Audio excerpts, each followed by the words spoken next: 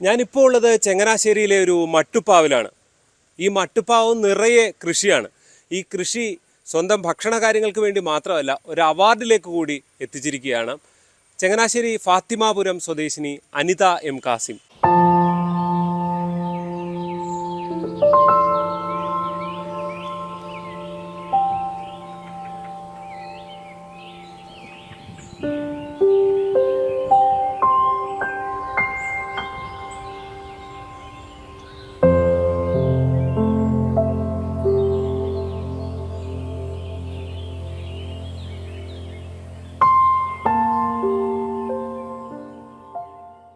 വിഷരഹിതമായ പച്ചക്കറി കുട്ടികൾക്കും നമുക്കും കഴിക്കാനായിട്ട് വേണ്ടി ഞാനൊരു 10 ബാഗിലായിട്ട് തുടങ്ങിയ കൃഷിയാണ്.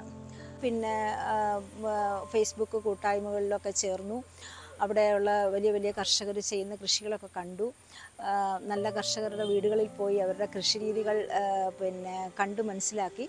അങ്ങനെ ഞാൻ 10 എന്നുള്ളത് കൂടുതൽ ഉത്സാഹമായി വീണ്ടും വീണ്ടും ചെയ്യണമെന്ന് 10, 20ആയി, 20, 30ആയി. അങ്ങനെ ഇന്നത് ഒരു 1000ഓളം ബാഗുകളിൽ എത്തി നിൽക്കുന്നു. ഇത് ഡ്രാഗൺ ഫ്രൂട്ടാണ്. ഡ്രാഗൺ ഫ്രൂട്ട് ഞാനൊരു 5 ഡ്രമ്മിലായിട്ട് വെച്ചിട്ടുണ്ട്.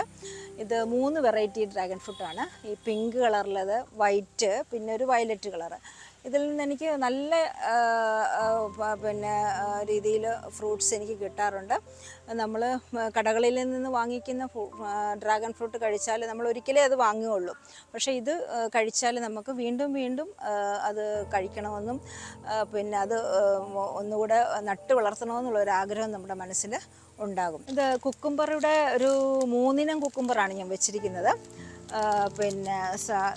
ബ്രൗൺ കുക്കുംബറുണ്ട്, സാദാ ഗ്രീൻ ഉണ്ട്, പിന്നെ സാനിയ കുക്കുംബറുണ്ട്. ഇത് സാനിയ ഇനത്തിൽപ്പെട്ട ഒരു കുക്കുംബറാണ്. നല്ല ഗ്രീൻ കളറിലെ കുക്കുംബർ. അപ്പോൾ അങ്ങനെ ഒരു 3 ഇനം കുക്കുംബറാണ് ഞാനിവിടെ വെച്ചിരിക്കുന്നത്. നല്ല രീതിയിലുള്ള ഒരു ഫലം എനിക്ക് ഇവരിൽ നിന്ന് കിട്ടാറുണ്ട്. വൻതേനീച്ചയുടെ 3 കൂടാണ് എനിക്കുള്ളത്. അതിൽ ഒരെണ്ണം ഞാൻ ടെറസിലാണ് വെച്ചേക്കുന്നത്. അതുപോലെ ചെറുതേനീച്ചയുടെ ഒരു കൂട് ഞാൻ ടെറസിൽ വെച്ചിട്ടുണ്ട്. അതുകൊണ്ട് തന്നെ എനിക്ക് പോളിനേഷൻ്റെ കാര്യത്തിൽ ഒന്നും ശ്രദ്ധിക്കേണ്ട കാര്യമില്ല. എൻ്റെ തോട്ടത്തിലുണ്ടാകുന്ന പൂക്കളെല്ലാം തന്നെ കായ്കളായിട്ട് എനിക്ക് കിട്ടാറുണ്ട്. ഇത് എൻ്റെ മഞ്ഞളാണ്. മഞ്ഞൾ തന്നെ 3 ഇനത്തിൽപ്പെട്ടുള്ള മഞ്ഞളാണ് ഞാൻ ഇവിടെ വളർത്തിയേക്കുന്നത്. പ്രതിഭ മഞ്ഞൾ, നാടൻ ഇനം മഞ്ഞൾ, പിന്നെ വയനാടൻ ഇനം. അങ്ങനെ 3 ഇനം മഞ്ഞളാണ് ഞാൻ വളർത്തിയേക്കുന്നത്. എൻ്റെ വീട്ടിലേക്ക് ആവശ്യത്തിനുള്ള പൊടിയും വിപണനം ചെയ്യാനുള്ള പൊടിയും എനിക്കിതിൽ നിന്ന് കിട്ടുന്നുണ്ട്. പിന്നെ അതുപോലെ ഇത് കസ്തൂരി മഞ്ഞൾ ഞാൻ ഇതിൽ നിന്ന് വാല്യൂ ആഡഡ് പ്രോഡക്ട്സ് ഉണ്ടാക്കാറുണ്ട്. ഫേസ് പാക്കുകളിലും സോപ്പുകളിലും ഒക്കെ ഞാനിത് ഉപയോഗിക്കുന്നുണ്ട്. പിന്നെ അതുപോലെ ഇതിൻ്റെ പൊടിച്ച് വിപണനവും ചെയ്യാറുണ്ട്. ഇത് ഒരു 5-6 ബാഗുകളിലായിട്ട് ഞാൻ പേൾ മില്ലറ്റ് നട്ടിരിക്കുന്നു. അപ്പോൾ ഇത് നമുക്ക് ഭക്ഷണത്തിനായിട്ട് ഉപയോഗിക്കാം. അതുപോലെ ഇതിനകത്തുള്ള ധാരാളം പൂമ്പൊടി കണ്ടില്ലേ? ഈ പൂമ്പൊടി നോക്കിക്കഴിഞ്ഞാൽ ഇതിനകത്ത് തേനീച്ചകൾ എത്രമാത്രം വന്നിരുന്ന് ആ പൂമ്പൊടി ശേഖരിക്കുന്നതെന്ന്. അപ്പം അവർക്കും കൂടെ വേണ്ടിയാണ് ഞാനിത് നട്ടിരിക്കുന്നത്. തക്കാളി 2 ഇനത്തിലുള്ള തക്കാളി ഞാൻ നട്ടിട്ടുണ്ട്. അത് ഇപ്പോൾ അത് കാ പിടിച്ച് വരുന്നതേ ഉള്ളൂ. നല്ല രീതിയിൽ ഇവർ എനിക്ക് കായ്ഫലം തരാറുണ്ട്. അപ്പോൾ ഈ തക്കാളിയുടെ വളർച്ചയിൽ ഞാൻ ചെയ്യുന്നത് നട്ട് ഒരു കൈപ്പത്തി വലിപ്പമാകുമ്പോൾ തന്നെ ഇവരുടെ തലപ്പ് ഞാൻ നുള്ളിവിടും. പിന്നീട് വളർച്ചയുടെ സമയത്ത് ഞാൻ നൈട്രജൻ വളങ്ങൾ ആണ് കൂടുതൽ കൊടുക്കുന്നത്. പൂവിടുന്ന സമയം തൊട്ട് ഞാൻ ഇവർക്ക് പൊട്ടാസ്യം കലർന്ന വളങ്ങളാണ് കൂടുതലായിട്ട് കൊടുക്കുന്നത്. അതായത് നമ്മുടെ പഴത്തൊലി, നമ്മൾ വലിച്ചെറിഞ്ഞ് കളയുന്ന പഴത്തൊലി, ശർക്കര, തേങ്ങാവെള്ളം, ഇതെല്ലാം കൂടെ ചേർത്ത് വെച്ച് മിശ്രിതം ഉണ്ടാക്കി കൂടെ 1-2 ദിവസങ്ങളിൽ ഇവരുടെ ഇലകളിൽ ഞാൻ സ്പ്രേ ചെയ്ത് കൊടുക്കാറുണ്ട്. അപ്പം നല്ല രീതിയിലുള്ള ഒരു കായ്ഫലം എനിക്ക് ഇവരിൽ നിന്ന് കിട്ടാറുണ്ട്. ഈ പന്തൽ വിളകളൊക്കെ നമ്മൾ നടുമ്പോൾ പ്രധാനമായിട്ടും ഞാൻ ചെയ്യുന്ന ഒരു കാര്യം എന്നാന്ന് വെച്ചാൽ, ഇത് നട്ട് ഇവരൊരു 15 ഇല പൊക്കത്തിൽ വരുമ്പോൾ ഞാൻ ഇവരുടെ നാമ്പ് നുള്ളി വിടാറുണ്ട്. അപ്പോൾ അങ്ങനെ നുള്ളി വിടുന്നതുകൊണ്ട് തന്നെ കൂടുതൽ ശിഖരങ്ങൾ വരുന്നുണ്ട്. പിന്നെ അതുപോലെ കൂടെയുള്ള ഈ നാമ്പ് നുള്ളൽ ചെയ്യുന്നത് കൊണ്ട് കൂടുതലും പെൺപൂക്കൾ ഇതിനകത്ത് ഉണ്ടായി കാണുന്നുണ്ട്. പിന്നെ അതുപോലെ ഇടയ്ക്കു നിന്നുള്ള ശിഖരങ്ങളെല്ലാം ഞാൻ കട്ട് ചെയ്ത് വിടും. അത് നിർത്താൻ അനുവദിക്കത്തില്ല. പിന്നെ നമ്മുടെ കായ്ച്ചയുടെ ഒരു കെണി തൂക്കിയിട്ടുണ്ട്.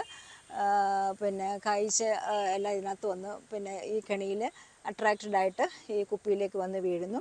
പിന്നെ ഇവർക്ക് കായ്കൾ ഉണ്ടാകുമ്പോഴത്തേനും പിന്നെ ഇതെല്ലാം ഞാൻ പിന്നെ ഉണ്ടാവുന്ന ആ പൂവിടുന്ന സമയത്ത് തന്നെ ഞാൻ അതിനെ പേപ്പർ കൊണ്ട് ആദ്യം കവർ ചെയ്യും, പൂക്കൾ മാത്രം വെളിയിൽ നിർത്തി.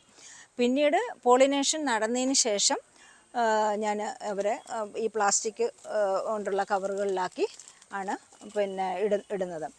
വയനാട്ടിൽ നിന്ന് എൻ്റെ ഒരു സുഹൃത്ത് അനൂപ് ആണിതെനിക്ക് പിന്നെ ഉണ്ടാക്കി തന്നത്. പിന്നെ അതുപോലെ ഇതിനകത്ത് പോൺലൈനർ വിരിച്ചിരിക്കുകയാണ്. അപ്പോൾ ഒരു 45 തിലാപ്പിയ കുഞ്ഞുങ്ങളെയാണ് ഇതിനകത്ത് ഞാൻ ഇട്ടിരിക്കുന്നത്. കഴിഞ്ഞൊരു സമയത്ത് ഇതിനകത്ത് ആദ്യത്തെ തവണ ഞാൻ വിളവെടുത്തപ്പോഴത്തേന് എനിക്ക് പിന്നെ 1 കിലോ 900 തൊട്ട് 1 കിലോയ്ക്ക് ഇടയ്ക്ക് വിളവ് എനിക്ക് കിട്ടിയിരുന്നു. പിന്നെ ഒരു കാര്യം എന്താണെന്ന് വെച്ചാൽ ഇതിലെ വെള്ളം പിന്നെ ഈ ഗ്രോ ബെഡിലേക്ക് അടിച്ച് കയറ്റുന്നത് മൂലം ഇതിൻ്റെ മീനിൻ്റെ വിസർജ്യം ഈ ചെടികൾ വളമായിട്ടെടുക്കുന്നു. ചെടികൾ വളമായിട്ടെടുത്തതിന് ശേഷം ബാക്കിയുള്ളത് ഫിൽട്ടർ ചെയ്ത് നേരെ ഈ പിന്നെ പോണ്ടിലേക്ക് എത്തുന്നു. പിന്നെ ഇവർക്ക് ഞാൻ തീറ്റയായിട്ട് കൊടുക്കുന്നത് പെല്ലറ്റാണ്. പെല്ലറ്റിനോടൊപ്പം തന്നെ നമ്മുടെ സോൾജിയർ ഫ്ലൈയുടെ ലാർവേനെയും കൂടെ പിന്നെ തീറ്റയായിട്ട് ഞാനിവർക്ക് കൊടുക്കാറുണ്ട്. അപ്പോൾ അങ്ങനെ കൊടുക്കുന്ന വഴി എനിക്ക് വളരെയധികം ഒരു ഫാസ്റ്റ് ഗ്രോത്ത് ഇവർക്കുള്ളതായിട്ട് എനിക്ക് തോന്നിയിട്ടുണ്ട്. അപ്പോൾ ഇതാണ് അനിത ചേച്ചിയുടെ കാര്യങ്ങൾ. എത്ര പറഞ്ഞാലും തീരാത്ത കാഴ്ചകളാണ് ഇവിടെയുള്ളത്. ഒരു അവാർഡ് എന്തുകൊണ്ട് കിട്ടി എന്ന ചോദ്യത്തിന് ഉത്തരമാണ് ഈ വീടിന് ചുറ്റും ടെറസിലും എല്ലാം ഉള്ള കാര്യങ്ങൾ. ചങ്ങനാശ്ശേരിയിൽ നിന്ന് ജി ശ്രീജിത്ത്, ന്യൂസ് 18.